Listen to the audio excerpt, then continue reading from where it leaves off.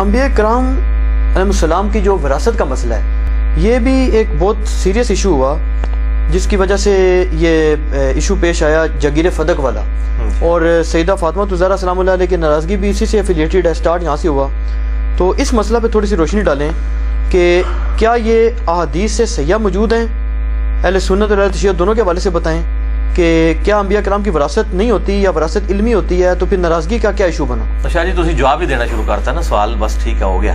اچھا مسئلہ یہ ہے میرے بھائیوں کہ جو باغ فدق کا ایشو ہے نا، لفظ فدق ہے، لوگ فدق بولتے ہیں، باغ فدق بھی نہیں ہے، جاگیر فدق ہے، ایک باغ نہیں تھا، ایک خاص اراضی تھی۔ اس کا ایشو جو ہے صدیوں سے اہل سنت اہل تشیع کے درمیان ایک بون آف کنٹینشن بنا ہوا ہے۔ میرا ابھی تک اس کے اوپر ویڈیو لیکچر نہیں آیا، کیونکہ میں جس مسئلے کو ہاتھ ڈالتا ہوں آپ کو پتا ہے، پھر میں تین کرتاس پہ اگر 3 گھنٹے آئیں تو فدق پہ بھی میرے 3 گھنٹے آئیں گے۔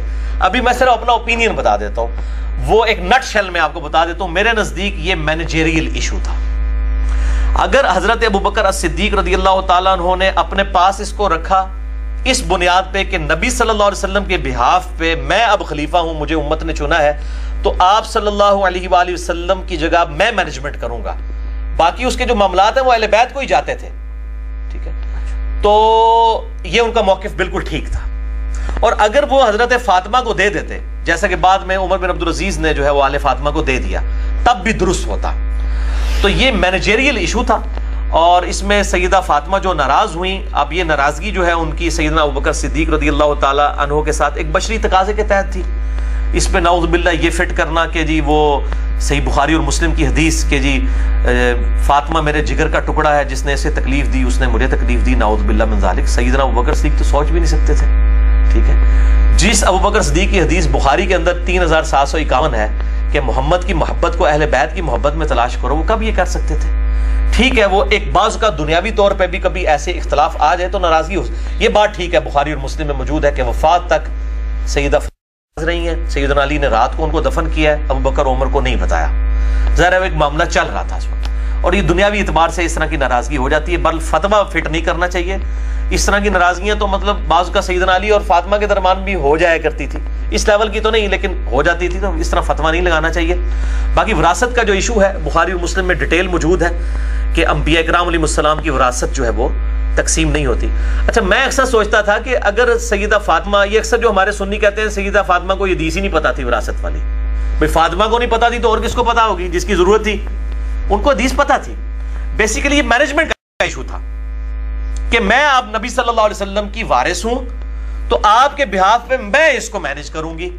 تو سیدنا ابوبکر صدیق نے اس لیے وراثت والی حدیث ان کو یاد کروائی کہ بھی نبیوں کا تو وارث ہی کوئی نہیں ہوتا، جب وارث نہیں ہوتا تو تولیت والا مینجمنٹ والا ایشو آپ کے حوالے کیسے کر دیا جائے؟ تو ان کی علمی وراثت ہوتی ہے انبیاء کرام علیہ السلام کی، تو یہ فزیکل وراثت اس طریقے سے تو نہیں ہوگی۔ جب وراثت نہیں ٹرانسفر ہوتی ہے تو آپ یہ مینجمنٹ کیوں مجھ سے مانگ رہی ہیں؟ میں مینجمنٹ اس کو چلاؤں گا۔ تو یہ کوئی نعوذ باللہ اس طرح کی کوئی گستاخی والا معاملہ نہیں تھا، ایک ان کا ایک اپنا، اور وہ ڈیسیژن کر سکتے تھے، ظاہر مسلمانوں نے ان کو خلیفہ چنا تھا، اگر وہ دوسرا ڈیسیژن بھی کر دیتے تب بھی ٹھیک ہوتا۔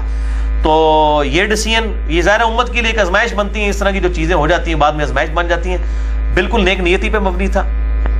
اب دیکھیں اس کے جواب میں سیدہ فاطمہ نے، بخاری مسلم میں آپ حدیثیں اٹھا کے دیکھیں، کہیں نہیں ملتا کہ انہوں نے کہا ہو کہ نہیں نہیں یہ تو بات آپ غلط کر رہے ہیں، انکار نہیں کیا، بس صرف وہاں سے ناراض ہو کے چلی گئی۔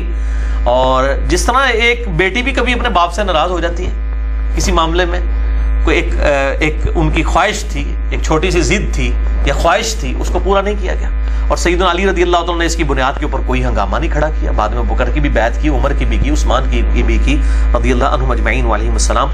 تو یہ اہل تشیع کے ہاں بھی اصول کافی میں امام جعفر الصادق رحمہ اللہ تعالی المتوفی 114 ہجری، المتوفی 148 ہجری، 114 میں امام باقر فوت ہوئے ہیں، 148 ہجری، ان کا قول صحیح سند کے ساتھ شیعہ کے اصول محدثین پہ اصول کافی میں موجود ہے کہ انبیاء کرام علیہ السلام کی وراثت علم ہوتا ہے، وہ تقسیم نہیں ہوتی۔